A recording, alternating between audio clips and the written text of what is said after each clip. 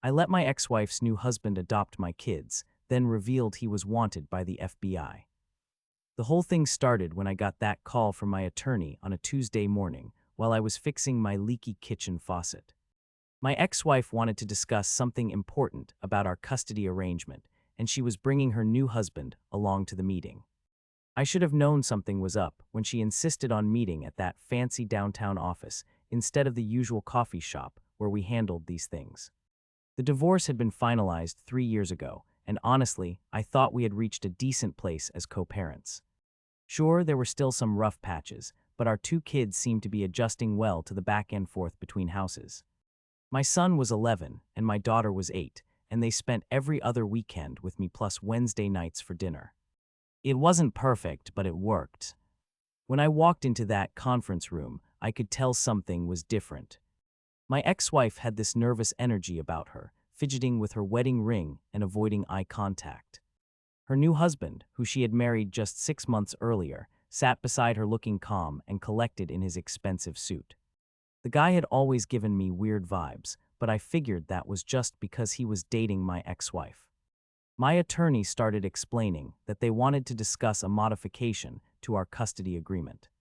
Specifically, they wanted the new husband to adopt both kids, which would essentially terminate my parental rights and responsibilities.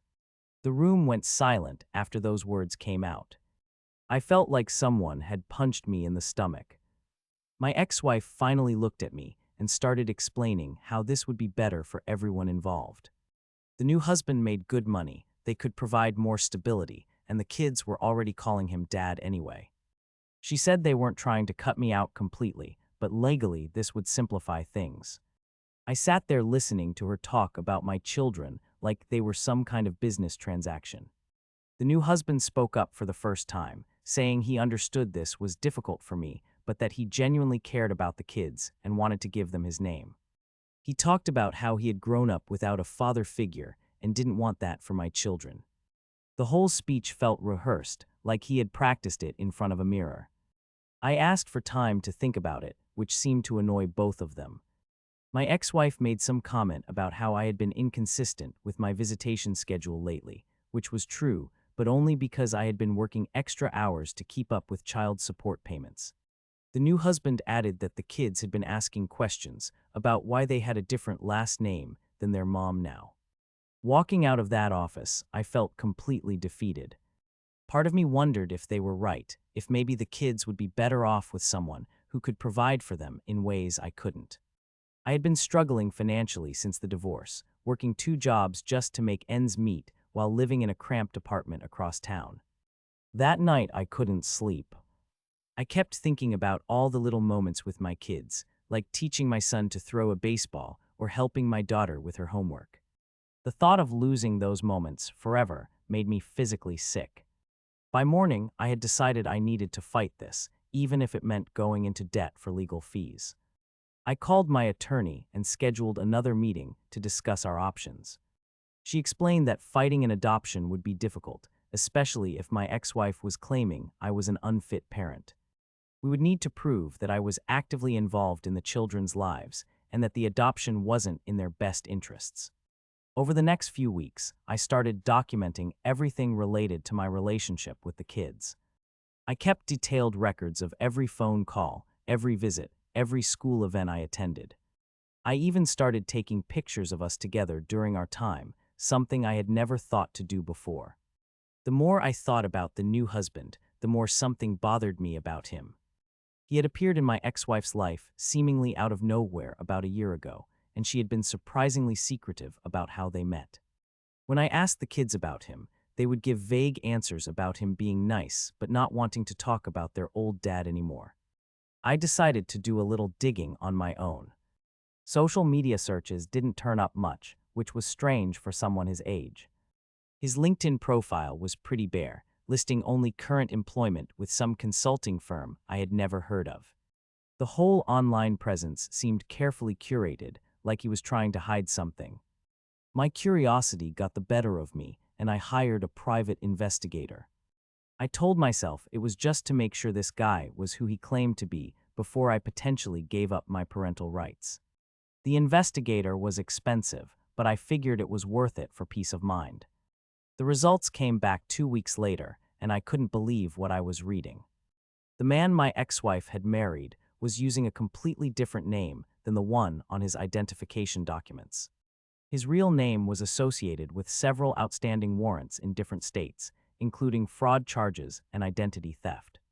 But here's where it gets really crazy.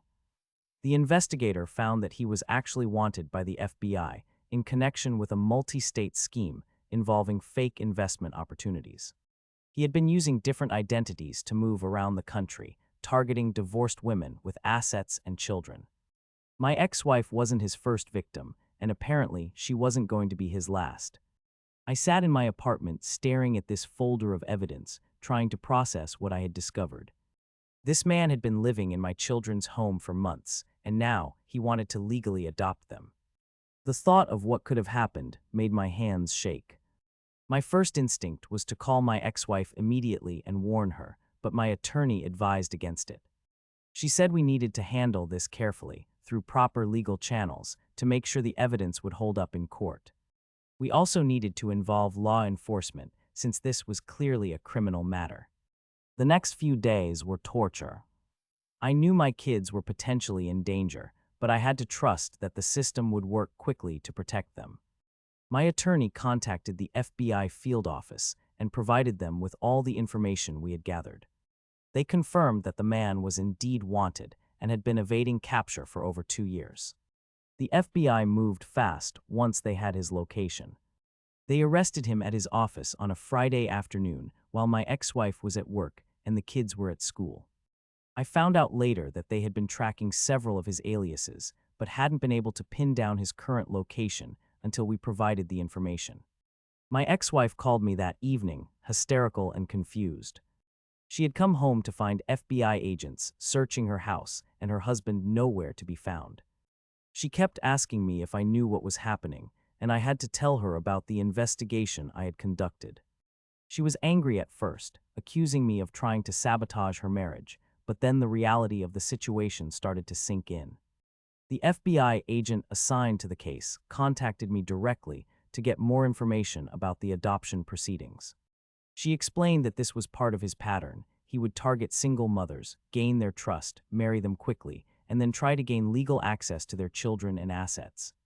The adoption wasn't about wanting to be a father. It was about having legal control over potential victims. When the full scope of his crimes became clear, I felt sick thinking about how close he had come to achieving his goal. The agent told me that in previous cases, he had used his legal status as an adoptive parent to isolate children from their biological families and exploit them in various ways. My decision to investigate him had potentially saved my kids from unimaginable trauma. The adoption proceedings were immediately suspended, and my ex-wife had to deal with the embarrassment of having her house searched and her husband arrested. She was devastated, not just by the betrayal, but by the realization of how much danger she had put our children in. Over the following weeks, more details emerged about the man's criminal history. He had been married at least 4 times under different names, always targeting women with children and assets. In one case, he had actually succeeded in adopting a child and then disappeared with both the child and the mother's life savings.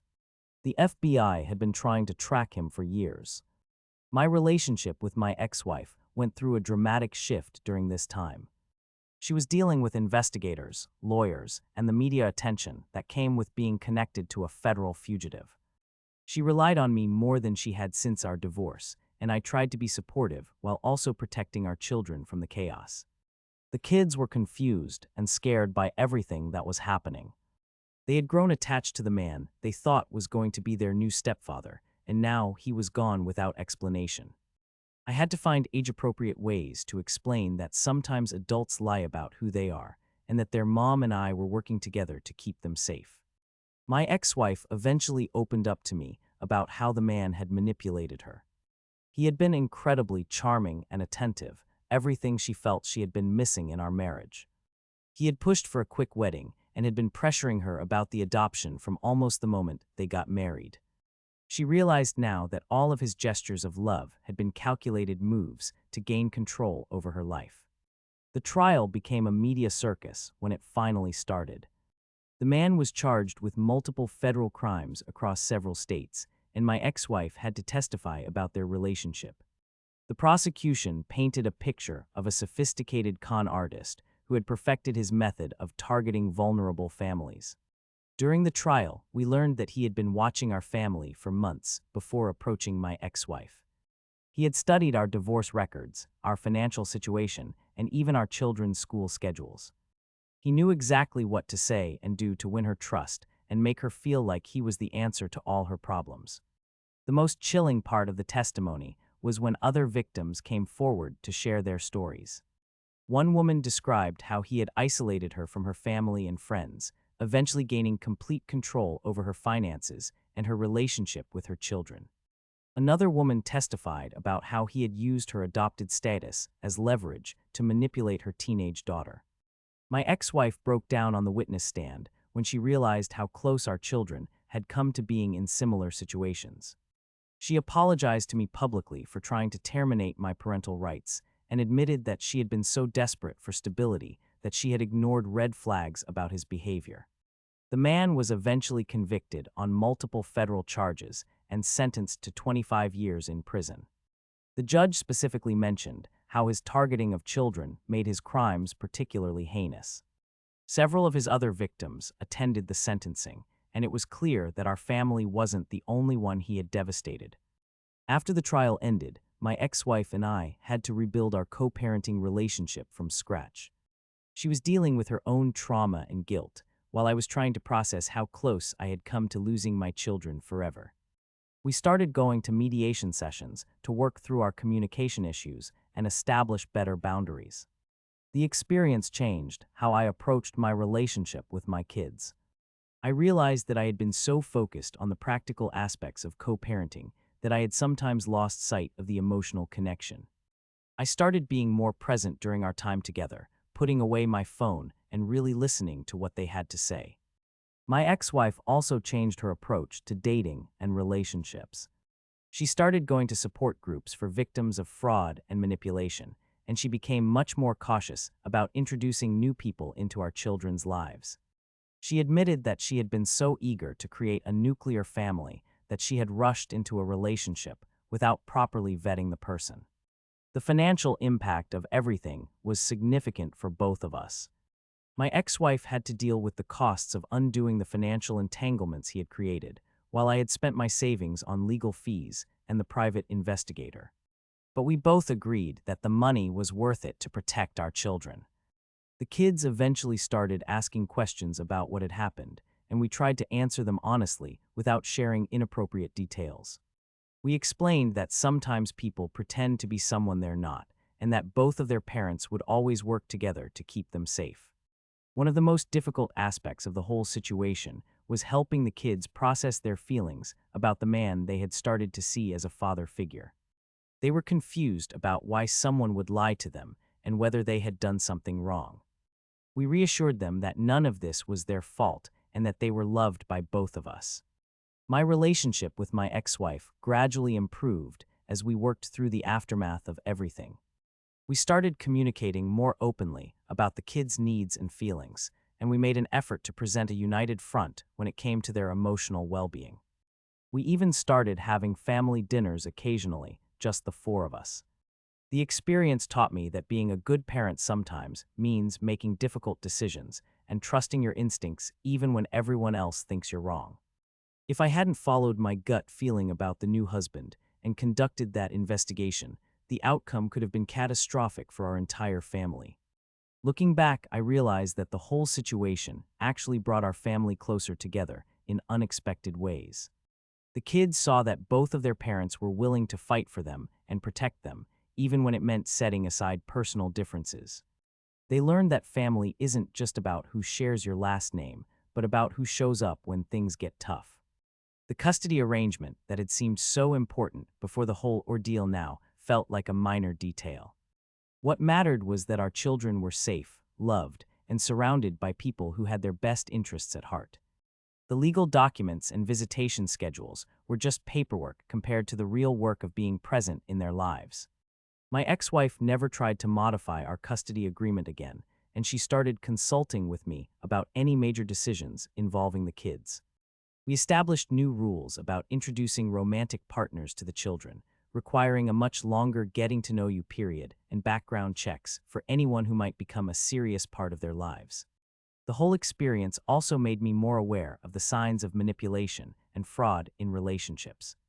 I started sharing my story with other divorced parents to help them recognize potential red flags. It's amazing how many people have similar stories of partners who seem too good to be true. Years later, my children are now teenagers who know the full story of what happened during that time. They understand that their father's instincts and investigation potentially saved them from a dangerous situation. They've learned valuable lessons about trusting their gut feelings and the importance of family members looking out for each other. The man who tried to adopt my children is still in federal prison, and according to the FBI agent who worked our case, he continues to try to manipulate people, even from behind bars. He has written letters to my ex-wife, attempting to explain his actions and asking for forgiveness, but she has never responded. Sometimes I wonder what would have happened if I had just agreed to the adoption without investigating further. The thought still makes me feel sick, but it also reminds me of how important it is to trust your instincts as a parent, even when doing so is difficult or unpopular. The whole experience reinforced my belief that being a good parent isn't about being perfect or having all the answers. It's about being willing to fight for your children's safety and well-being, even when that fight takes you in directions you never expected to go. Sometimes the most important thing you can do as a parent is simply refuse to give up, no matter how hopeless the situation might seem.